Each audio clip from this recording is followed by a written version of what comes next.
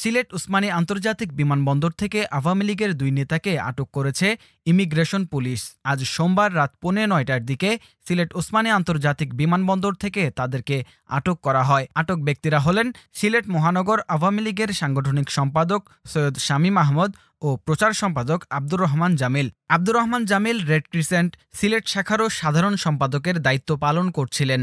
সিলেট ওসমানী আন্তর্জাতিক বিমানবন্দর সূত্রে জানা গেছে, সোমবার রাতে আওয়ামী লীগের ওই ২ নেতা সৌদি আরব যাওয়ার উদ্দেশ্যে বিমানবন্দরে যান।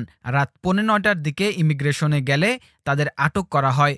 পরে সিলেট ওসমানী বিমানবন্দর থেকে সিলেট মহানগর পুলিশকে জানানো হয়। সিলেটের কোতোয়ালি থানার ভারপ্রাপ্ত কর্মকর্তা গণমাধ্যমকে বলেন, আটক দুজনকে থানায় আনার প্রক্রিয়া চলছে। তাদেরকে কোন মামলায় গ্রেফতার করা হচ্ছে তা এখনও জানা যায়নি। বাংলাদেশ আওয়ামী লীগের প্রচার ও প্রকাশনা সম্পাদক আব্দুস সোবাহান গোলাপকে আটক করেছে পুলিশ।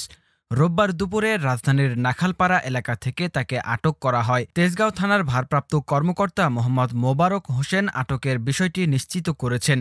তিনি জানান, আব্দুস সোবাহান গোলাপকে নিয়ে আসা হয়েছে, তাকে জিজ্ঞাসাবাদ করা হচ্ছে।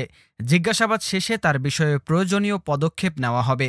আব্দুস সোবাহান গোলাপ মাদারীপুর ৩ আসন থেকে ২০১৮ সালে একাদশ জাতীয় সংসদ নির্বাচনে বাংলাদেশ আওয়ামী লীগের মনোনীত সংসদ সদস্য নির্বাচিত হন। ২০১৬ সালে তিনি আওয়ামী লীগের দপ্তর সম্পাদকের দায়িত্ব পালন করেন। পরবর্তী সময়ে তিনি প্রচার ও প্রকাশনা সম্পাদকের দায়িত্ব পান। সবশেষ দ্বাদশ জাতীয় সংসদ নির্বাচনে স্বতন্ত্র প্রার্থী তাহমিনা বেগমের কাছে পরাজিত হন তিনি। অন্যের জমি দখল করে নিজ নামে শিক্ষা প্রতিষ্ঠান নির্মাণ করার অভিযোগে গোলাপের বিরুদ্ধে এই বছরের জুনে ৫টি মামলা করেছেন ৫ জন ভুক্তভোগী। তাদের অভিযোগ, সংসদ সদস্য থাকার সময় জোর জবরদস্তির প্রতিবাদ করলে হামলা ও মামলার ভয় দেখানো হয়। দেরিতে হলেও আদালতের কাছে ন্যায় বিচার পাওয়ার আশা করছেন তারা। এছাড়াও কোটা বিরোধী আন্দোলনে শিক্ষার্থীদের উপর গুলি চালানোর নির্দেশনা দেওয়ার মামলায় আসামির তালিকায় তার নামও রয়েছে।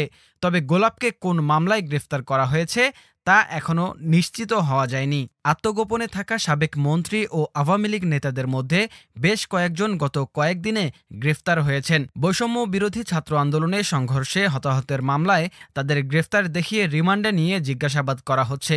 আওয়ামী লীগের প্রচার ও প্রকাশনা সম্পাদক আব্দুস সোবাহান মিয়া গোলাপ একসময় সচিব পদমর্যাদায় প্রধানমন্ত্রীর বিশেষ সহকারী ছিলেন।